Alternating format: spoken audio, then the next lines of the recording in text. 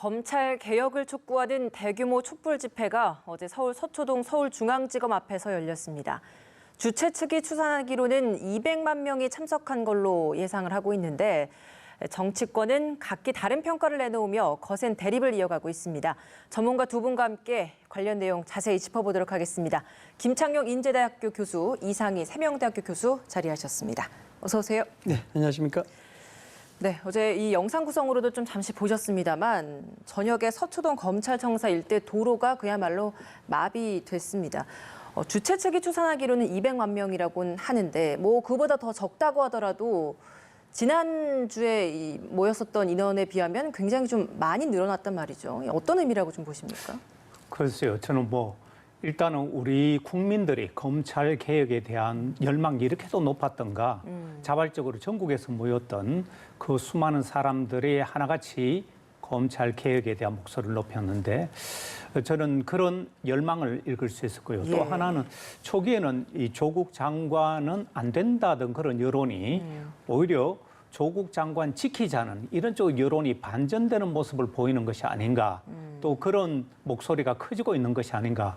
그리고 마지막으로는 이 검찰의 무리한 수사 또 그리고 압수수색 소환 없는 기소 이런 것들이 수사권 남용 이런 걸 부르면서 결국은 검찰 개혁으로 이어지면서 이제는 검찰 개혁이 시대적 과제가 됐다. 저는 그 모습을 보면서 이렇게 느꼈습니다. 예. 한 주 사이에 급격히 인원수가 늘어났습니다. 어떤 의미라고 보십니까? 여러 가지 정치적으로 또 사회적으로 의미를 부여할 수 있겠습니다만은 상당히 많은 군중이 모이는 건 틀림없는 것 같습니다. 우리가 예를 들어서 민주주의를 이야기할 때 예로부터 고대 그리스를 언급하지 않다 하더라도 여러 가지 그 민주사회에 가지고 있는 실현적인 어떤 목표들 이런 것들은 다양한 방법으로 표출돼 왔죠. 예를 들어서 단식을 한다든가 힐스를 쓴다든가 또는 이렇게 대여 집단 시위를 한다든가 이런 겁니다. 더군다나 집단 시위에 대한 부분들은 실질적으로 현대 정치나 옛날 정치나 똑같은 형태입니다. 내 편에 이 정도 많다라는 것을 과시해야 되는 것이고 그만큼 이 사안에 대해서 중요하다. 그에 대한 세의 결집이 이 정도니까 이 얘기가 정당성이 있지 않느냐. 이것 때문에 이제 집단 시위라는 겁니다. 여기 시기에 대한 중요성이 있죠. 왜냐 그러면은 조국 장관에 대한 부분들이 실질적으로 탄핵을 해야 된다라는 그런 정치권의 요구가 상당히 거세지는 그런 입장이고 지금 그런 상황으로 인해서 총선 앞둔 상황에서 여권이 상당히 어려워질 수밖에 없는 정치적 현실 이런 부분에 있어서는 이것을 전국을 전환시킬 만한 뭔가가 필요하다 이런 그때가 된 거죠. 그런 차원에서 본다 그러면 실질적으로 조국 장관의 임명에서부터 시작해서 프레임 전환이 그렇게 돼 왔다라고 볼 수가 있습니다.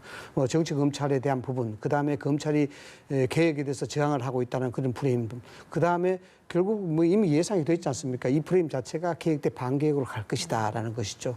그런 측면에서 프레임 전환의 가장 결정적인 대목이 어제였었다라고 보는 거죠.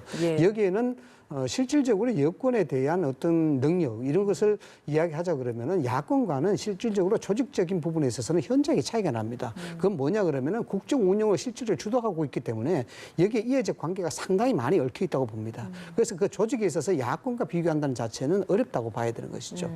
그래서 저것이 숫자에 대한 의미가 상당히 많이 있겠습니다만은 200만이라고 그러는데 저는 그건 좀 과장되지 않나라는 생각이 들고 또 현실적으로 서초구청에서 오늘 또 보도 자료가 나왔더라고요. 여기에 서리풀 축제 인원하고 혼동하지 말아달라라는 겁니다. 물론 우리가 이 숫자를 따진다는 것은 참 원시적인 일입니다.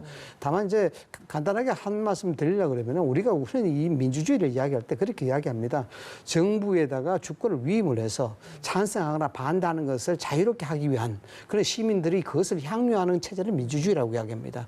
그런데 이걸 잘 지켜내기 위해서 어떤 것이 필요하냐면은 법으로 통치할 수 있어야 민주주의가 유지가 된다고 합니다. 그래서 실질적으로 이 검찰 개혁에 대한 아젠다를 가지고 프레임 전환을 했지만은 그 내면에 보면 조국 장관이 위법이냐 불법이냐에 대한 부분 이런 부분이거든요. 사실 그런 것들이 본질적 가치가 자꾸 희석되는 그런 의미 이런 것들이 과연 이 부분에 있어서 나중에 역사적인 영향 그 파장을 누가 책임질 것인가에 대한 부분들은 숙제로 남지 않나라는 그런 생각을 합니다. 검찰도 사실 집회 상황을 지켜봤을 겁니다. 오늘 윤석열 총장이 총장 명의로 이 검찰 개혁 관련된 집회와 관련해 입장을 좀 냈습니다. 검찰 개혁에 관한 검찰총장의 입장이라고 메시지를 기자들에게 또 보냈거든요. 그 내용을 보면 검찰 개혁을 위한 국민의 뜻과 국회의 결정을 검찰은 충실히 받들고 그 실현을 위해 최선을 다할 것이다. 그리고 이건 검찰총장 인사청문회부터 이런 입장을 수차례 명확히 밝혀왔고 변함이 없다라는 입장을 밝혔습니다. 윤 총장의 이런 입장 표명은 좀 어떤 의미가 많이 담겼다고 보십니까? 저는 윤 총장의 그런 발언을 액면 그대로 믿고 싶은데요.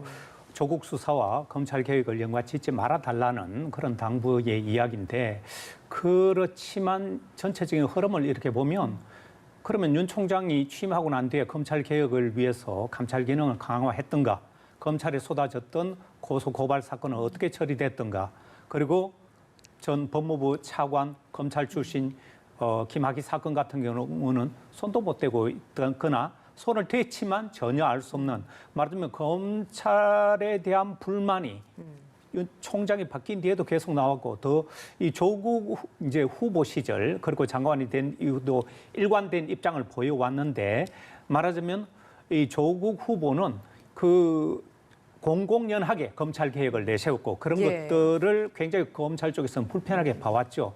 17명의 장관 후보가 있었는데 오직 검찰이 말하자면 조국 후보에 대해서만 이렇게 집중적인 수사와 또 무리한 기소라든가 이런 것까지 얘기가 나오다 보니까 처음에는 많은 여론이 조국 후보가 문제가 있다는 쪽으로 부정적이었다가 나중에 의혹만으로 또 본인에게는 문제가 없다고 임명권을 발휘해서 했는데, 그런데 이제 검찰 수사가 이런 식으로 집요하게 계속하다 보니까 이건 정말 해도 너무한다. 한 가정을 완전히 파괴시킬 정도가 아닌가. 지금까지 어느 후보에 대해서 검찰이 이런 식으로 해왔던가.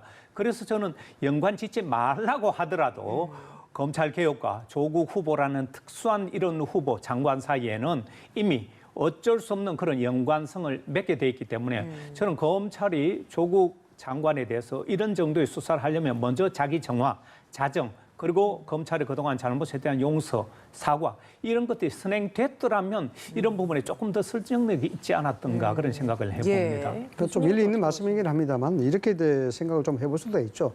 일단 원론적으로 본다 그러면은 지금 조국 법무부 장관 가족 일가에 대한 의혹 수사 이런 것들이 법의 가치와 준수에 대한 의무 아니겠습니까? 이 법의 가치와 준수가 다른 정치적 의미로 희석된다. 이런 것은 검찰 입장으로 봤을 때는 도저히 받아들일 수 없는 입장이다. 우리는 수사를 할 뿐이지 정치를 하는 것은 아니다. 이걸 지금 윤석열 검찰총장이 이야기하는 것이거든요. 약간 세부적으로 들어가면은 검찰 개혁에 대해서 윤석열 검찰총장이 반대를 하느냐, 이건 아니다는 거죠.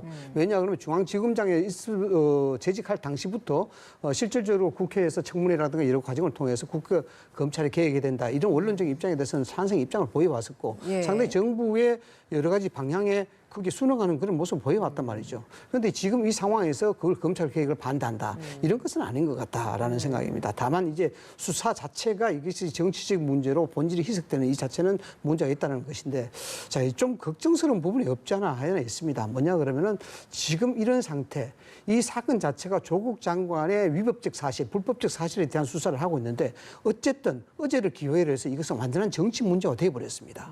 그렇지 않겠습니까? 이 정치화 됐다 그러면은 여권이 얻을 수 있는 장점도 있고 단점도 있겠지만은 이렇게 생각을 해볼 수가 있죠. 어떻게 생각해 보냐 그러면은 정경심 교수라든가 또는 조국 법무부 장관 당사자에 대한 구속영장이 예를 들어서 청구가 됐다. 여기에 기각이 되든지 또 아니면 청구가 되든지 이 부분 자체는 윤석열 검찰총장 입장에서는 전혀 이렇게 부담이 없습니다. 왜냐 그러면 기각이 된다 하더라도 검찰 본연의 수사가 정치로 본질을 해석이 돼버렸기 때문에 여기에 대해서는 검찰이 수사에 대한 어떤 책임을 가질 그런 명무성이 떨어져 버립니다. 그렇게 되면 여당의 입장에서는 결국 조국 장관 가족, 정경심 교수 등등 봐주지 않느냐라는 일반 공격에 또 야당의 공격에 휘말릴 수밖에 없는 거예요. 그래서 이 부분을 좀 전략적으로 잘 생각해야 될 부분이 없지 않아 있는 것 같아요. 그래서 지금 윤석열 검찰총장이 저런 입장을 밝히는 것은 처음으로 밝힌 겁니다. 그렇죠. 대통령의 입장을 이야기하고 난 다음에 대검찰청의 입장을 발표를 했습니다만 조국 장의 입으로 이야기하는 것은 그런 것이죠. 그래서 윤석열 총장 입장으로서는 처음으로 발표한 거란 말이죠. 이런 것들은 뭐냐 그러면은 지금 진행되고 있는 사건 자체가 결코 정치적이 아닌 것을 분명하게 한다라는 것을 확실한 메시지를 주는 것입니다. 예, 말씀하신 것처럼 사실 문재인 대통령이 지난 금요일 날 검찰 수사와 관련해서 메시지를 전하고 그리고 청와대 관계자도 촛불 집회와 관련해서 국민의 뜻을 무겁게 받아들여야 한다라는 입장을 밝힌 이후에 이렇게 처음으로 윤석열 총장이 직접 입장을 밝힌 겁니다. 그러면 이 입장이 대통령에게 보내는 입장이기도 하겠습니까? 대통령에 대한 어떻게 보면 자신의 뭐랄까요, 진정성을 얘기하는 그런 메시지일 수도 있죠. 예. 하지만 보면 그런 말하고 수사 관행이나 수사 행태가 다르고 오죽하면 저렇게 많은 국민들이 들고 나서서 검찰 개혁을 요구하고 있겠는가. 말하자면 법과 제도로 검찰은 개혁하지만 대통령의 메시지에 보면 수사 관행이나 수사 방식도 인권을 침해하거나 인격권을 존중하지 않는 그런 잘못된 관행도 안 된다고 분명히 선을 긋고 있지만 예. 보신다시피 이 굉장한 장시간에 걸친 압수수색이라든가 또 무차별적인 이 대학 저 대학 그 지나치다는 국민적 공감대가 있고 반발이 있다 보니까 대통령 입장에서도 자칫하면 이런 메시지가 수사에 개입할 수 있는 야당의 그런 빌미를 주기 때문에 아마 굉장히 조심하면서 고심해서 메시지를 내놨을 것입니다. 예. 그걸 어떻게 보면 수사 검사는 수사로 말을 한다고 하는데 수사로 말하지 않고 저렇게 메시지로 설명을 하지만 그게 설득력이 있느냐 없느냐는 이제 받아들이는 사람들의 입장에 따라 다르겠지만 예. 지금 같은 이런 상황에서는 국민적 불만 이런 것들이 너무나 높기 때문에 윤 총장의 저런 진정성 있는 나름대로의 이런 설득이 과연 얼마나 파급력이 있을지는 좀 지켜봐야 될 것 같습니다. 좀 안타까운 부분이 없지 않아 있어요. 뭐냐 그러면은 지금 검찰과 청와대, 정부의 관계 이런 것이 사실상 이제 트라이앵글을 형성하는 그런 구조를 가지고 있단 말이죠. 예. 어떤 정권에서든지 간에. 그러나 지금 나오는 것들은 대통령의 메시지가 나오고 거기에 따라서 그 대검찰 또는 윤석열 검찰총장의 메시지가 나오고 이것이 언론을 통해서 다 나온단 말이죠. 이건 어떤 의미냐 그러면은 전혀 소통을 하고 있지 않다는 것을 반증하는 겁니다. 만약에 물밑 대화가 나오고 있다든가 이 사안에 대해서 서로 교감하는 부분이 있다라든가 이렇게 가정을 한다 그러면은 저렇게 메시지가 즉각적으로 못 나옵니다. 그런데 지금 메시지가 어느 쪽에서 나오면 바로 즉각적으로 나오는 것이요. 이것은 뭐냐 그러면 소통이 안 되는 동시에 상당히 극단적인 대결 상태에 있다는 것을 그대로 반증하는 것이죠. 예. 그래서 이 사건 자체가 이 파장 자체가 정말 어디까지 이 파장과 영향이 미칠지 그걸 가늠할 수 없다는 겁니다. 그런 측면이고 또 한 가지는 실질적으로 개혁에 대해서 이야기를 하고 있는데 윤석열 총장이 아까도 이야기했듯이 검찰 개혁에 대해서 국민의 뜻에 따르겠다라고 이야기했지 않습니까? 예. 그래서 윤석열 검찰총장이 할 수 있는 개혁은 사실상 지엽적인 부분에 불과해요. 뭐 인사에 대한 부분, 인사 관행에 대한 부분 등등입니다. 이런 것들은 누가 오더라도 할 수 있는 그런 개혁적인 부분이에요. 또한 앞서 말씀을 드렸다시피 윤 총장도 여기에 대해서 동의를 했던 부분이고 그러나 큰 틀의 개혁이라는 부분들은 결국 수사권에 대한 부분입니다. 수사권 조정에 대한 부분이고 공수처 설립에 대한 부분이고 이거는 이미 국회에 넘어가 있어요. 그거는 눈이 언론에서 보도가 된 부분이에요. 그래서 검찰 개혁에 대한 실질적으로 세분화된 실행을 할 수 있는 윤석열 검찰총장의 입장은 상당히 한계가 있을 수밖에 없다. 그런 측면에서 윤석열 총장이 이야기할 수 있는 것이고, 그다음 수사에 대한 부분은 이렇습니다. 뭐 우리 교수님께서 이야기했다시피 온갖 대학을 다 수색하고 11시간 동안 하고 뭐 이런 것입니다. 뭐 거기에 대해서 검찰의 입장도 있고 또 조국 법무부 장관의 입장도 있겠습니다만은 이 사건이 왜 그렇게 될 수밖에 없느냐. 수사는 수사를 할 수밖에 없는 건데 지금 검찰의 입장으로서는 담장 위에 서 있는 그런 아주 백척간두의 입장이에요. 이 사건 자체가 워낙 사안이 크기 때문에 이 부분에 대해서 첫째, 철두철미하게 해줄 수밖에 없는 그런 겁니다. 어떤 문제라도 여기에 대해서 명확한 입장을 만들어놔야 되는 것이고 증거를 수집해야 되는 그런 입장입니다. 그런데 증거 하나 없이 희미한 어떤 정황적인 이야기를 가지고 조국 법무부 장관에 대한 불법성을 이야기한다? 이거는 큰일 날 일이죠. 그러니까 여기에 대해서 정말 어떤 수사의 본질을 따지게 되면 여기 계속해서 뿌리처럼 계속 번져나갈 수밖에 없는 것이고 그게 예. 확인할 수밖에 없는 그런 입장이 되는 거죠.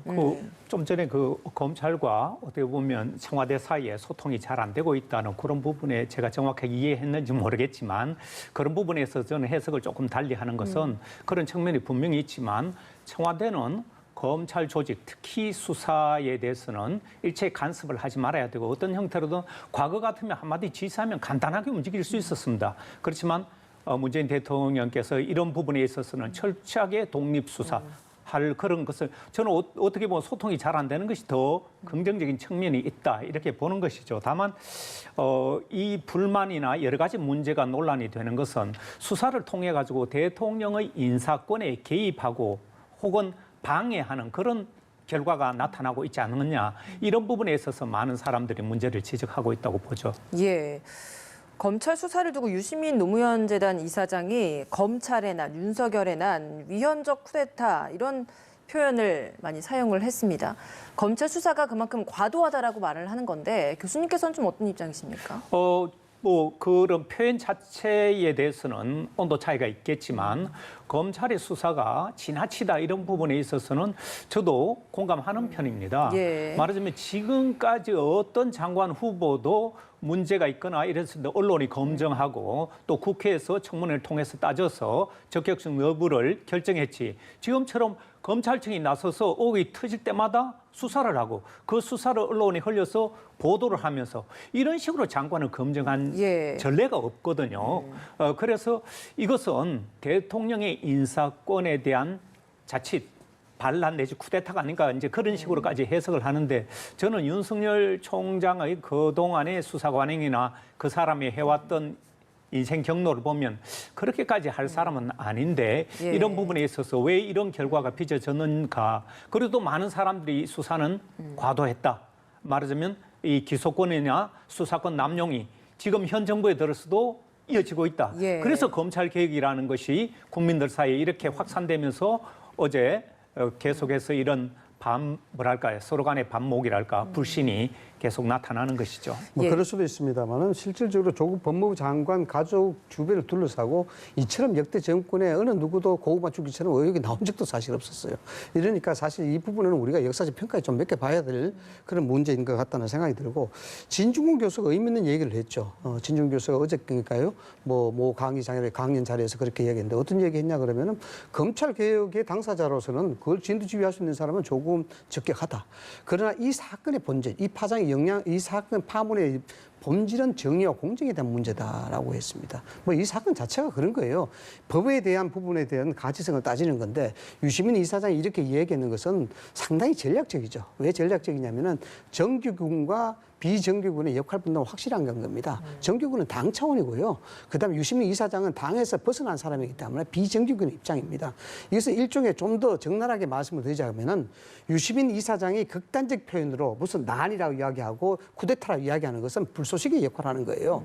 여기에 대해서 당이 이렇게 이야기할 수 없는 문제거든요. 왜냐하면 공당의 위치가 있기 때문에 극단적 표현을 쓰게 되면은 자칫하면은 정치만 될 수 있는 그런 부분이 있습니다. 그래서 이 부분은 민주당 쪽이라든가 정권 차원에서 상당히 전략적으로 많이 구성을 하고 있어요. 그 역할을 분명히 하고 가고 있거든요. 예, 그런 측면에서 유시민 이사장의 발언은 이해할 필요가 있다라는. 정치적 역할 분담이다라고 말씀해 주셨는데 이 교수님께 하나만 더 좀 여쭤볼게요. 앞서서 이제 검찰은 지금 담장에 서 있다. 그렇기 때문에 더 철두철미하게 조사를 할 수밖에 없고 뭐 11시간 압수수색도 그랬고 뭐 여러 가지 뭐 20곳이 넘는 뭐 그렇죠. 압수수색도 네. 그렇고요. 이런 한 달이 넘는 압수수색 뭐 이런 검찰 수사도 그렇고 할 수밖에 없는 상황이다라고 말씀하셨는데 여당에서 지금 주장을 하고 있는 부분은 피의 사실 공표 부분 문제 아니겠습니까? 네. 수사를 하는 건 수사를 철저하게 하는 건 어쩔 수 없겠지만 이런 수사 자료들이 유출되고 있는 이런 부분들에 대해서는 좀 어떻게 될까요? 지금 여당의 주장이죠. 피의사실 공표는 형법 126조에 명시가 되어 있습니다.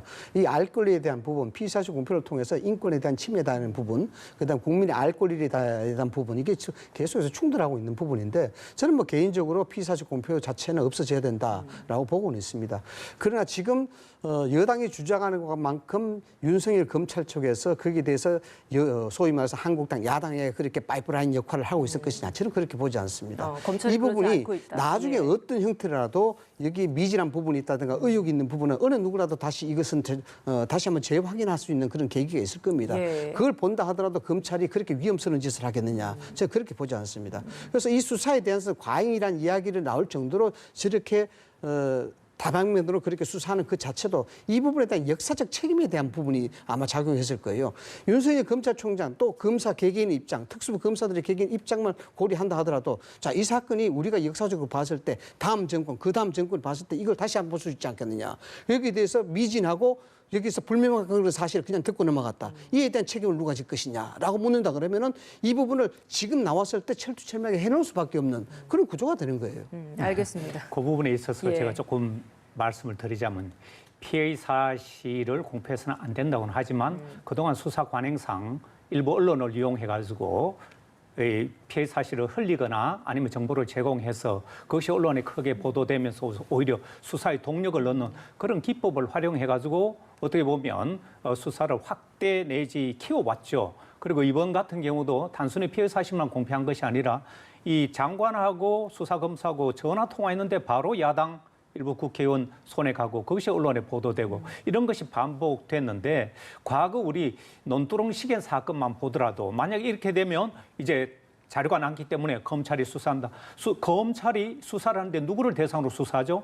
검사를 대상으로 수사합니다. 이런 건 진실이 밝혀지지가 않습니다. 우리나라 검사를 상대로 진실을 못 밝힌다는 것은 지금까지 논두렁 시계 사건만 하더라도 검찰과 국정원이 서로 우리는 안 했다는 식으로 진실 자체가 세월이 흘러도 못 밝히지 않습니까? 지금 언론과 검찰은 부정하고 있습니다. 우리는 그런 적 없다고. 언론 자체적으로 취재했다고. 그러나 언론은 수사권도 조사권도 없는데 그런 사실을 어떻게 외부의 도움 없이 보도할 수 있는 그런 역량이 안 되는 것이죠. 그래서 이런 부분에 있어서 도대체 검찰의 잘잘못은 누가 밝히느냐. 그래서 공수처를 설치해야 되고 다시 한번 검찰 개혁을 얘기하는 것이죠. 예. 패스트트랙에 올라가 있기 때문에 공수처 설치 이 부분은 국회에서 결정할 문제입니다. 결정할 문제인데 뭐 이런 것이죠. 우리가 피사실 공표에 대해서 잘못 오해하는 부분이 없지 않은데요. 피사실 공표라는 것은 앞서 말씀을 드렸다시피 형사소송법에 126조 명시가 되어 있습니다. 처벌하기로. 이 피사실 공표를 풀어서 얘기하자면 뭐냐 그러면은 진행되고 있는 현 범죄에 대해서 확인되지 않고 입증되지 않는 정보를 고의적으로 의도적으로 흘리는 것. 이걸 피사실 공표라고 볼 수가 있습니다. 예. 자, 그러면은 11시간 동안 압수수색을 하면서 여기에 대해서 조국 장관이 전화를 했는데 여기에 기자가 받았다, 검사가 받았다. 이 부분이 피사실 공표냐? 이건 애매하다는 겁니다. 이게 범죄와 확실한 직접적 관련성을 가지고 있느냐라는 부분을 봤을 때 피사실 공표에 들어가지 않을 수도 있는 거예요. 그럼 뭘로 들어갔냐 그러면은 소위 말해서 그걸 또 여러 가지 이제 다방면으로 이 부분에 있어서 수사를 좀 명쾌하고 또 외압을 받지 않기 위해서 이야기하기 위해서 사석에서 일부러 흘리는 그런 경우도 있죠. 그런 경우도 있는데 저는 뭐 어느 쪽 경우도인지 모르겠습니다만은 검찰로서는 분명히 소기의 목적은 거뒀습니다. 조국 장관 함부로 전화 못하게 되어 있는 것이죠. 그리고 이 수사에 대해서 외압을 행사하게 되면은 상당히 국민적 분노를 불러일으킬 수 있다. 이 부분도 확인이 된 거죠.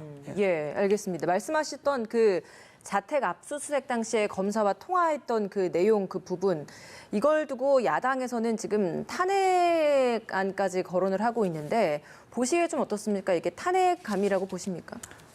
부적절한 측면이 있었죠. 그렇지만 또 한편으로는 아픈 아내가 말도 제대로 못하면서 그런 전화가 왔을 때 저는 이건 부적절하다고 했더니 아내가 오히려 반발하면서 여자 입장에서는 그런 상황에서 전화를 안 할 수가 있느냐 이런 얘기를 하면서 입장이 다르면 서로 또 생각이 다른데 말하자면 이 통화 내용에 수사를 방해하거나 혹은 수사를 지휘하는 그런 내용이 있었다면 탄핵할 수도 있는 것이지만 그 내용이나 정황상 봤을 때 이걸 탄핵으로 삼을 수 있을 것인가? 저는 야당의 입장이 아니어서 그것까지는 판단하기 어렵지만 제가 봤을 때는 부적절하다고 문제 제기하고 그걸 탄핵으로까지 이어가는 것은 혹시 정치 쟁점화하는 것이 아닌가 이런 생각도 해봅니다. 내용상에 어떤 내용이 담겨 있느냐가 탄핵감이냐 아니냐를 결정지을 수 있을 것 같다. 하지만 지금 그냥 뭐 남편 차원에서 아내를 위해서 이렇게 통화를 한 내용 그 사안만 현안만 놓고 봐서는 탄핵 사안은 아닌 것 같다라고 좀 정리를 하면 되겠습니다. 예. 알겠습니다. 교수님께서는 어떤 입장이십니까? 그게 방아쇠 역할을 하는 것이죠. 뭐 전화 한 통했는 그 자체가 탄핵 요건이 되냐 이건 좀 심하죠. 그러나 조국 사태가 이미 2달 동안 계속해서 이렇게 혼란을 야기시켜가는 그런 상황이고 여기에 대해서 이 사건은 의도했든지 의도하지 않았든지 정치적인 크나큰 사건으로 되어 있습니다. 양쪽이 한치도 물러설 수 없는 그런 상황이 됐는데 이것이 일종의 방아쇠 역할을 한 것이죠. 그 자체 사안 자체는 별거 아니지만은 뭐 초창기에 야당에서는 헌법 63조 의혹에서 해임 결의안을 내려고 그랬는데 이 부분을 가만 보니까 가장으로서의 역할 이걸 일종의 공인의 역할을 해서 그렇게 할 수 있겠느냐 이런 부분이 공무원법 위반이다라는 거 아닙니까? 그래서 헌법 65조에 의해서 지금 탄핵을 하겠다 이런 것인데 궁극적으로 이 사건 자체는 아주 첨예한 정치적 대립이 될 수밖에 없기 때문에 이 사건 자체가 부당성이 있다라고 보고 있지 않습니까? 지금 조국 장관이 전화를 했는 그 자체가. 그러니까 수사의 직권 남용에 대한 부분이다라고 했는 거기 때문에 이거는 어쩌면은 야당이 이것을 좀 잔인하게 한 것보다도 여당에서 또는 조국 장관이 너무 안이하게 대처한 그런 경우가 있는 것이죠. 울고 싶을 때 뺨을 때려준 거죠. 네. 여론조사 결과 좀 하나 보도록 하겠습니다. 한국갤럽 여론조사인데 대통령 직무수행 평가에 대해서 41%, 그러니까 지난주보다는 좀 소폭 상승한 것 같습니다. 단 그 지지 정당에 대한 지지율은 1%포인트씩 모든 정당이 좀 떨어진 상황인데 이런 여론 추이는 저희가 좀 어떻게 해석을 해야 되는 건지 먼저 김 교수님께 좀 여쭤볼게요. 사실 여론조사에서 1%, 2% 이런 걸 가지고 이야기한다는 것은 매우 위험합니다. 왜냐하면 오차 범위 내에서 움직이기 때문에 다만 그 추세가 어떤 식으로 변하고 있는가 여기에 의미 부여를 해야 되지 1, 2% 이런 걸 가지고 따지면 자칫 저는 오류에 빠질 위험성이 높다. 왜냐하면 저런 여론조사 통계치를 오차 범위를 두는 것은 그 범위 내의 수치는 얼마든지 틀릴 수 있기 때문에 함부로 해석해서 공표하지 말라는 것이 대부분의 언론사의 가이드라인입니다. 그래서 전체적인 추이 속에서 내림세가 멈췄다 혹은 오름세가 꺾였다 이런 차원에서 여론 분석과 해석은 그 의미가 있는 것이지 1%, 2%를 가지고 거기에 지나친 해석은 저는 위험하다 이렇게 봅니다. 예, 교수님께서는 어떻게 보세요? 정당별 지지도가 1%씩 빠졌다는 부분들은 이걸 추세를 단언을 할 수 없겠습니다만은 이거는 총선과 연계해서 상당히 의미 있는 해석으로 볼 수가 있습니다. 어떻게 해서 볼 수가 있냐 그러면은 우리가 행동 경제학에서 딱 이런 게 나오죠. 어떤 얘기가 나오냐면은 가장 크고 가장 값비싼 물건과 가장 작고 가장 상급 물건이 있다 그러면 소비자가 어떤 물건을 택할 것인가 이런 질문이 있습니다. 그럼 소비자는 어떤 물건을 택하냐 그러면은 중간 크기, 중간 가격의 제품 택한다. 이게 소비 경제 쪽의 소비자들의 태도입니다. 그런데 정치에서는 좀 달라요. 어떻게 다르냐 그러면 정치에서는 그런 극단을 택하는 것이 아니고 실질적으로 각 정당이 노력하고 투쟁하고 이런 부분들은 자기 자신 정당에 대한 지지자들을 투표소로 끌어당기기 위한 작업이에요. 이게 이제 의미 있게 볼 수 있는 거죠. 지금 여당에서 좀 무리가 있다 싶을 정도로 집회를 계속 독려를 하고 여기에 대해서 검찰 개혁을 이야기를 하고 프레임을 자꾸 전환시키고 이런 것들이 뭐냐 그러면은 궁극적으로 정치적 패닉 현상을 좀 더 심화시킬 수 있다는 겁니다. 정치적 패닉 현상을 심화시키게 되면은 정당의 지지도가 떨어지듯이 여기에 무당층이 많이 생기게 되는 겁니다. 지금 무당층이 20에서 30%를 훨씬 상회하고 있어요.